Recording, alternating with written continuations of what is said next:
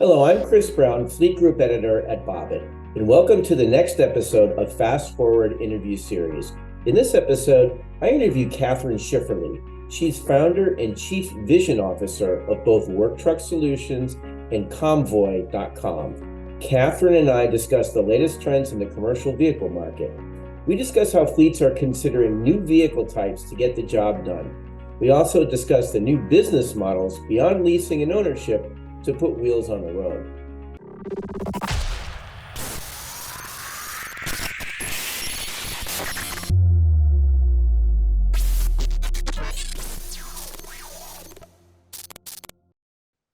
Okay, well, Kathryn, hey, thank you for joining us on this edition of Fast Forward video series. Nice to see you, Chris. Always good to talk.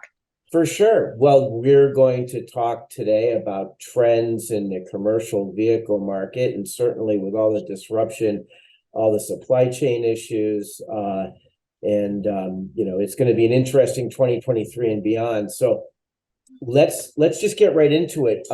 Why don't we talk about the sort of the elephant in the room, right? With vehicle supply, and it seems like that supply might be loosening just a bit, but we're going to be staying tight in some sectors for quite some time, and inventory is going to be controlled on dealership levels. What are you seeing in that market, in that side of things in general? Well, I think you're right. It's loosening a little bit. We use Convoy.com, Comvoy, which is our marketplace to kind of track that. And of course, before the inventory hit we had probably 150,000, 160,000 vehicles at any given time. And then it went down really low, 40,000 at one point, right? Now we just hit the 100,000 again, Okay. but that's still low, right? Based upon demand. It's still pretty significantly down, and we expect to see that through at least 2023, that the demand will far outweigh the supply. And part of that's communication, even, as supply starts coming back in, is who has access to that supply. Which segment do you think is going to be the most affected still moving forward? Might it be like cargo vans or? I think vans, yes. And of course, some of the medium duty as well. Pickup trucks seem to be coming back a little bit. So, yeah. So, I mean, when we talk about when there's a paucity of supply, fleet operators need to get creative. What are some of the levers that they're doing? What are some of the new stuff that's happening to just get their hands on vehicles? Well, I think first of all, they've kind of opened their horizon to what vehicle might do the job, and maybe even reassessing the jobs themselves. That's really something I've heard a lot about. I know that there's a lot of pressure on fleets right now because the costs have become extremely acerbated, right? The cost of the vehicles, the cost of fuel, the cost of everything has gone up. So I think a lot of them are looking around and not just saying, how can I be more efficient, but they're saying, how can I be better at, matching a vehicle to what I need to have done? And can I share a vehicle? Can I use a vehicle for this and for that? Right. And then, just some vehicles. I know that we talked the other day about, using different types of vehicles for things. A pickup truck has some potential to do moving things around that weren't possibly being used for delivery before, but now they have to, because who can find a box truck, right?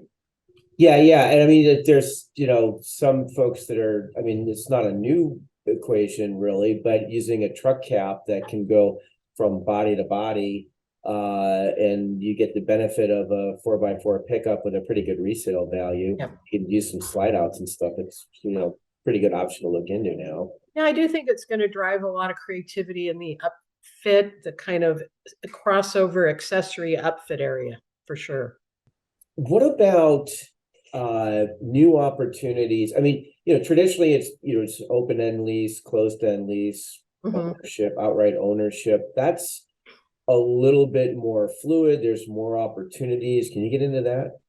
Well, sure. There's also a lot more pressures right now, right? Like we said. I mean, honestly, a standard utility or service body vehicle with a few things on it may have gone from a $70,000 price to $100,000 price in just the last couple of years. So that means that, and add to that the interest rates have also gone up. So people are thinking through, how do I get a vehicle and make sure that I can afford it, but but as the economy is growing in a lot of areas, how do I still keep up with that growth? And like you said, there's traditional lease, which we're hearing more and more about, but there's also some very interesting discussions around different ownership possibilities. Like, for example, there's companies that are proactively purchasing vehicles and then offering lease combo programs where the lease may include other kinds of services, such as fleet management, telematics, things that help a fleet customer, especially a small SMB one, right, be more efficient. And they don't have to then worry about how they're going to go and acquire all those different things because it's all rolled up into one package, one service. In fact, there was a post on LinkedIn today, one of my favorite folks, Michelle at Park My Fleet, on the new service, rent, pay to have a vehicle, right? And I said, As I a service responded model, back, it's yeah. like SaaS, it's like software as a service for a Yeah. vehicle, right? And in addition to that, I believe that with the way that technology has been growing and the ability to do some very interesting things like Airbnb, maybe there's going to be a lot more sharing of vehicles. Yeah. Not just I own it and I'm going to lease it to you, not just that I own it and I might lease it to you now and somebody else in a couple of months, which would be more like a rental model, right? But actually, you're going to use it from 8 to 5. Somebody else is going to use it from 5 to 10, and you're going to use it on Saturdays, and they're going to only use it on Monday through Friday. I mean, right now there's really an opportunity with technology to start getting into some of that modeling. Yeah, it's sort of the Airbnb model, right? Mhm. We've been hearing about this for a while, but it seems like that the crunch is really kind of forcing the hand to see how this plays out. I mean, where literally there's a platform, sort of like Turo on the car side, but a platform where an owner can post his vehicle for someone else to come and use it. Right. And it's insurance protected and all that stuff. So that's Yeah. really interesting. And I think that the concept that if you look at what finance companies and insurance companies are doing, they're also broadening their Yeah. thinking around this. I'm not just going to only allow X. I'm also going to open it up to consider these other types of situations that could help because there's opportunity there. Yeah, I mean, I think insurance and liability and risk was sort of a stumbling block in the past, but I think with like episodic insurance, where it's a very fine-tuned Right. insurance product that can turn it on and turn it off using telematics, which I think is Exactly. a fun play. Yeah.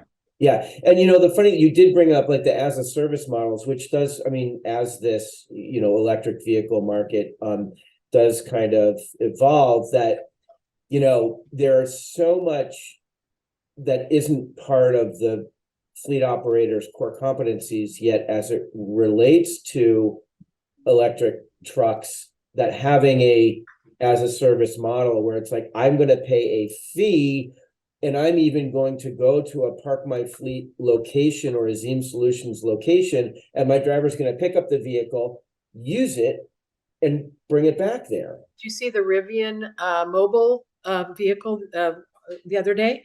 It's Okay, it's yeah. not just a electric vehicle. It's a vehicle that's using the fact that the electric vehicle truck has more space in it, and it's built in the actual tools for doing the mobile repair into the whole design, which then starts becoming, well, is it the whole operation of is it just the vehicle, or is it all of the function of the vehicle as well that I'm going to be, you know,